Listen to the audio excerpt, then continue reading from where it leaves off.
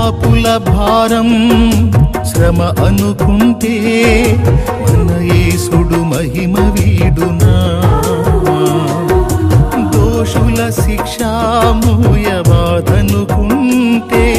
సిలువ మోయ సిద్ధమవునా ప్రాణము పెట్టైన ప్రజను కాయాలని నెత్తుటి ముద్దగా మారిన యేసును చూడు ఆ త్యాగము చూడు ప్రాణము పెట్టైన ప్రజను కాయాలని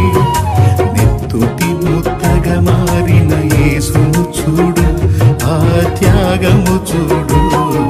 శ్రమదినమున నీవు కుంగితే చేతగాక నిలిచిపోదు శోధనలకు నీవు లొంగితే